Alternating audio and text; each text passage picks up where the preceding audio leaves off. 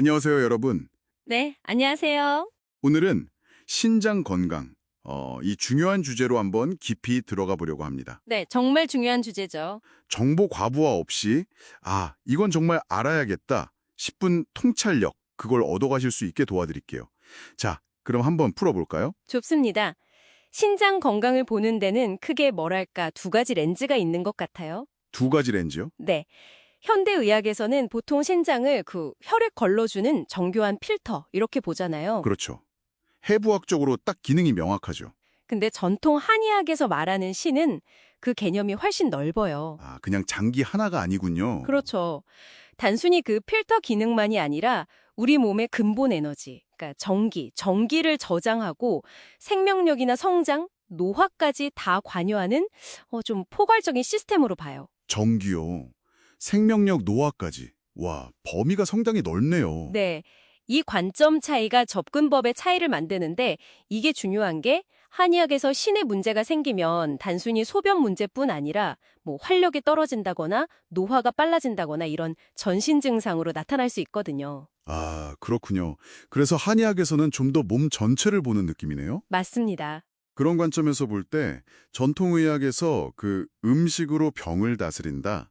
이 부분이 참 흥미로운데요.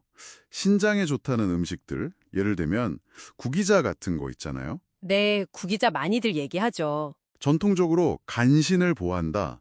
이렇게 알려져서 활력이나 노화 방지에 썼다고 하는데 이게 요즘 연구 결과랑도 좀 연결이 되는 것 같더라고요. 네, 맞아요. 그런 지점들이 참 재밌죠. 구기자에 항산화 성분이 많아서 혈압이나 혈당 조절 같은 대사 건강 개선에 도움이 될 수 있다. 이런 연구들이 있더라고요. 네, 실제로 그런 연구들이 나오고 있습니다. 전통 지혜가 과학적으로 증명되는 거죠. 검은깨도 비슷한 이에요.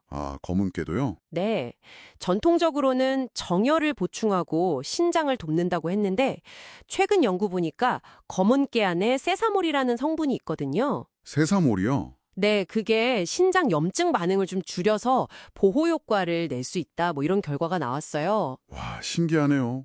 조상들의 경험이 과학으로 설명되는 거군요. 그렇죠.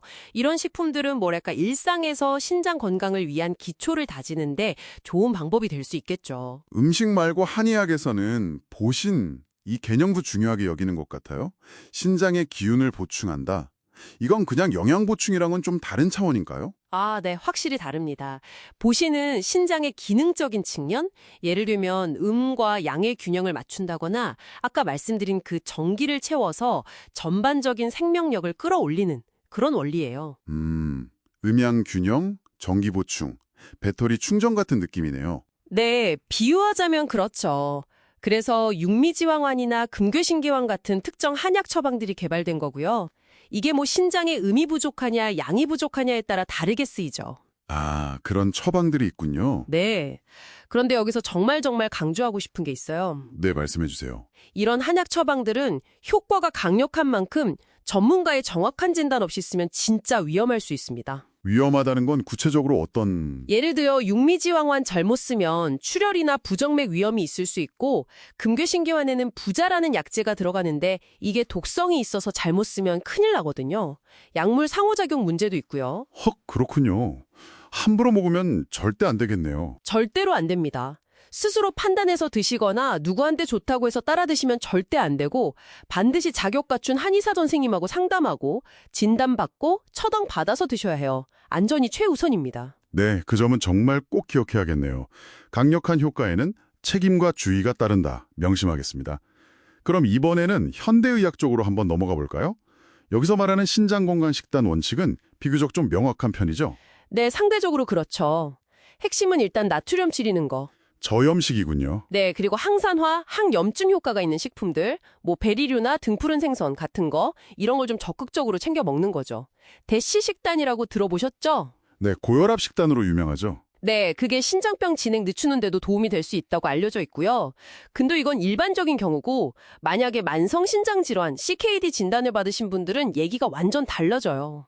CKD 환자분들은 더 주의해야 하는군요. 훨씬요. 개인 상태에 따라서 칼륨, 인, 단백질, 심지어 물 마시는 양까지 엄격하게 조절해야 할 수도 있어요. 이건 진짜 혼자 판단하면 안 되고 반드시 의사나 임상 영양사와 상담해서 맞춤 계획을 짜야 합니다. 네, 역시 전문가 상담이 필수적이네요. 식단만큼 생활 습관도 중요할 텐데요.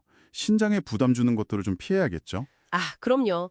신부전의 가장 큰 원인 두 가지가 당뇨병이랑 고혈압이거든요. 네, 맞아요. 그러니까 혈압, 혈당 관리하는 게 신장 건강 지키는 최전선 방어책인 셈이죠.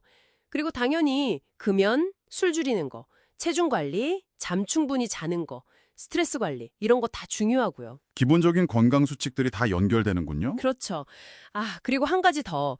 그 소염진통제, 이부프로펜 같은 NSAIDs 계열 약 있잖아요. 네, 흔히 먹는 약인데요. 네. 근데 이걸 습관적으로 뭐 조금만 아프면 계속 드시는 분들이 있는데 이게 신장에 직접적으로 부담을 줄 수 있어요. 그러니까 꼭 필요할 때만 그것도 전문가랑 상의해서 드시는 게 좋습니다. 아, 약도 조심해야 하는군요. 네. 결국 이 모든 생활 습관들이 신장을 뭐랄까 필터로 보든 에너지 센터로 보든 과부하를 줄여주는 역할을 하는 거니까요.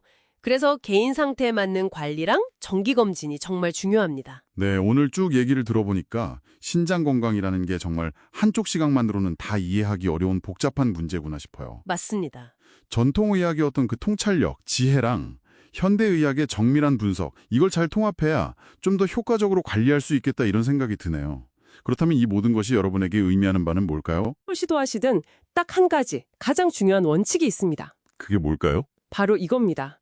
어떤 새로운 걸 시도하기 전에는 반드시 의사든 한의사든 영양사든 자격을 갖춘 전문가랑 먼저 상의를 하셔야 한다는 거. 아, 전문가 상담. 네, 그게 제일 중요해요.